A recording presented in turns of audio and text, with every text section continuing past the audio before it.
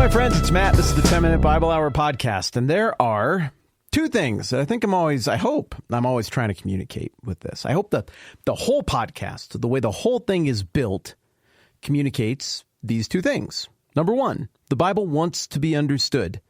Why would God even make it if he didn't want you to know him?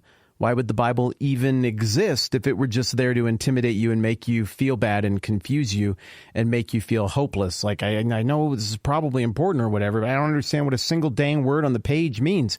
That doesn't make any sense. The Bible wants to be understood by its nature. And the second thing that hopefully I'm driving home a lot is you can do that. You can interpret things well. You're really good at it. You practice interpreting things all the time. You're no sucker. You know how to see through advertisements and political slogans. You can read people. You can read social signals. You're great at interpreting stuff. So a lot of what we do here is just take the skills that you're building all the time when you read books or watch shows or have conversations or navigate social things or just the world in general. We're just trying to take that skill set and constantly likewise it to stuff in the Bible to drill more and more this idea that you have the talent needed to read this document and understand it, meaning that I'm not even a worthy middleman. Like, we're really just doing this together. You can understand the Bible. Okay, that's a lot of self-indulgent talking about myself and ourselves and what we're doing here, but there's a reason that I'm driving at this. There's a third thing that I think is true about the Bible. One, it wants to be understood. Two, you can understand it. But three, if we're to be honest, some passages are a little bit harder than other passages. For example, I think it's pretty easy to pop open the Bible and come upon a story where somebody's saying, like, you should love your neighbor as yourself. And somebody else is like, well, who's my neighbor? And then the first guy tells a story, and the story is about somebody who gets beaten and shoved into a ditch and left for dead, and nobody's really interested in helping them. And then somebody comes along, even though they're an undesirable outsider, and they do the right thing, and they help the person in the ditch who's in a helpless situation. You're like, oh, okay, yeah, I think I get it. Or you come across a story where there's a shepherd and he's got some sheep and a bunch of them are there, but one of them gets away and he goes to look for the one that got away. Like, oh, okay, I think I get that one too. There, you read through the Old Testament and you come upon a command of God and it's like, thou shalt not kill. You're like, oh, I might have some questions, I suppose, about war or self-defense, but I think I get the gist of this one. Then there are other passages, like the entire book of Galatians, that are a little bit more difficult. And maybe we're getting into one of the most difficult parts of that right here. We've just finished up with the emotional aside section that comes right in the middle of the book of Galatians. The first half of Galatians is very passionate. Lots of personal stories from Paul about his experiences and his resume and how he feels about the Galatian church and the gospel.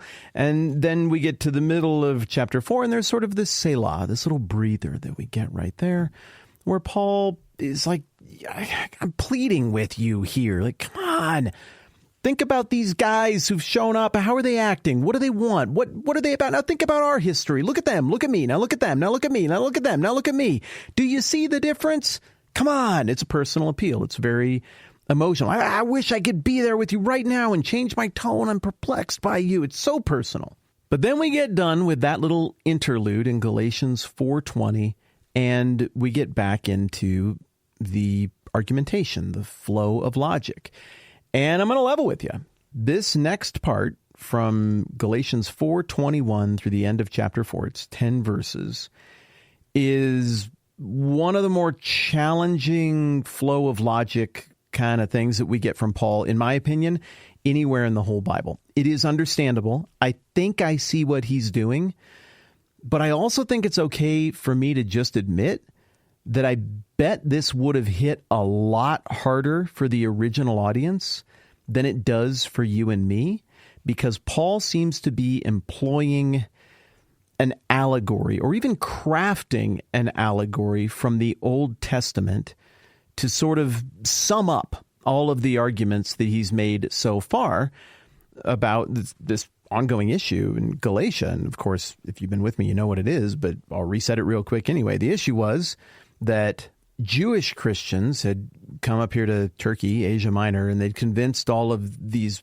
largely Gentile Christians, that in order to be made right with God, they needed to have faith in Jesus plus adhere to the Mosaic law. And now Paul is coming back and writing this letter and saying, no, in order to have right standing with God, you need to have faith in Jesus plus nothing. That's it. That's a pretty big distinction between the two. So Paul's laid out his arguments, and we have a pretty good sense of why he's saying what he's saying. Now he's made his emotional appeal. Now he's going to try to drive this thing home with an allegory that, again, I think probably hit harder for the original audience than it does for you and me. And we're going to have to work hard to put ourselves in the shoes of that original audience to have it have any kind of impact on us like it did for them. Here we go. Galatians 4:21. Don't be discouraged if this doesn't immediately make sense to you. It's okay. Here we go. Tell me, you who want to be under the law, are you not aware of what the law says?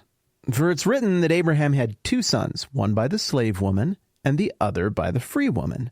His son by the slave woman was born in the ordinary way, but his son by the free woman was born as the result of a promise. Now, these things can be taken figuratively, for the women represent two covenants. One covenant is from Mount Sinai and bears children who are to be slaves. This is Hagar. Now, Hagar stands for Mount Sinai in Arabia and corresponds to the present city of Jerusalem because she is in slavery with her children. But the Jerusalem that is above is free, and she is our mother. For it's written, "Be glad, O barren woman who bears no children. Break forth and cry aloud, you who have no labor pains, because more are the children of the desolate woman than of her who has a husband." Now you, brothers, like Isaac, are children of promise. At that time, the son born in the ordinary way persecuted the son born by the power of the Spirit. It's the same way now. But what does the Scripture say? Get rid of the slave woman and her son, for the slave woman's son will never share in the inheritance with the free woman's son. Therefore, brothers, we are not children of the slave woman, but of the free woman. Okay, look, if you just got that on your first try and you're going, oh, obviously, wow, how could I have read that story in the Old Testament and not immediately have known that that's what it was going to end up meaning later in the Bible? Then you are a filthy, dirty liar. Or you're just very, very, very smart and not particularly humble. Dang, how did you catch that? No, I think probably pretty much everybody, the rest, I think we're all in a spot here where we're going, give me a minute. I'm not totally sure I'm seeing all the comparisons. However, I spent some time with this passage, and I've been mapping it out. Obviously, this is a comparison between two things from a story in the Old Testament that we're going to talk about tomorrow. And so everything in this difficult section is going to be symmetrical. Everything that exists in column A is going to have a counterpart in column B. Everything from the story of each of these two women, the Hagar column and the Sarah column, are going to correspond to each other as well. Does he even say Sarah's name in here? I don't think he does. Oh, that's really interesting. I hadn't thought about that before. Final thought before we dive into this more tomorrow. I don't know that this story that comes from back in the early going of Genesis, around Genesis chapter, what is it? It's in the 20s, so we'll find it tomorrow. I don't know that this story from Genesis actually does mean what Paul is writing right here. I'm not sure the whole story was providentially crafted by God back in the Old Testament so that one day when Paul wrote this letter to the Galatian church, we would then understand the true meaning of it. It might be that. It also might not be that. I can't quite tell. Maybe I'll have a stronger opinion after we work it through for a few days. But there is stuff in the Old Testament that I look at it and go, well, obviously that is typographical. That is theologically pointing to something else. And I don't just mean smoking gun prophecies where it's like, but you, Bethlehem in the land of Judah, are by no means the least among the rulers of Judah, for out of you will come a ruler, will be the shepherd of Israel, from Micah 5. I mean, that's obvious. Clearly, it's a prophecy that points to Jesus. To read the relationship between the Old Testament passage in Micah and the passage in Matthew any other way would just be a bad read. They're necessarily connected. There's stuff like the Passover in Exodus where the way to make the angel of death pass over your place is you kill a lamb and you take its blood and you put it on the top of the door and on the sides of the door, and the blood drips down. It's a cross, and it's the blood of the lamb, and it's the judgment of God passing over because the blood of the lamb is upon you and your household. I mean, come on. It's so thick and so obvious.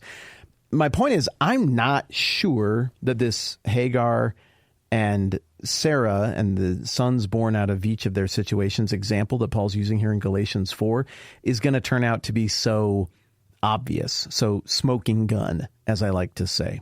And I'm not at all threatened by it being either way.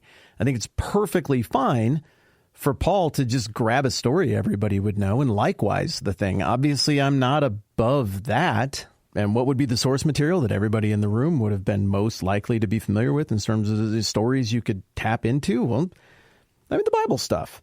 So maybe there's room when we work through some of these New Testament passages to say some stuff from the Old Testament that points to the New Testament is clearly deeply theologically connected and inseparable, and it was ordained that way from the beginning.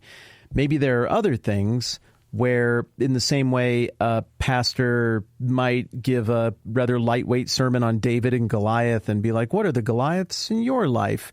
Well, maybe it's smoking, or maybe it's laziness, or maybe it's that diet soda you need to quit drinking. Well, God gave David the power to beat that Goliath, and, pray to God for the power to defeat you. I mean, that's just a terrible sermon. I'm kind of insulting Paul by even intoning that this sinks to that level. I don't think it's like that at all. But maybe there's room for some connections between the Old and the New Testament to be smoking gun and inseparable, and some other connections between the Old and New Testament to be a New Testament author drawing on an idea or a story. I'm going to leave that open-ended for the time being, to help set us up for a fair exploration of this challenging passage to understand, which we will do more of tomorrow. All right, good times. I'm Matt. This is the 10-Minute Bible Hour Podcast. Let's do this again soon.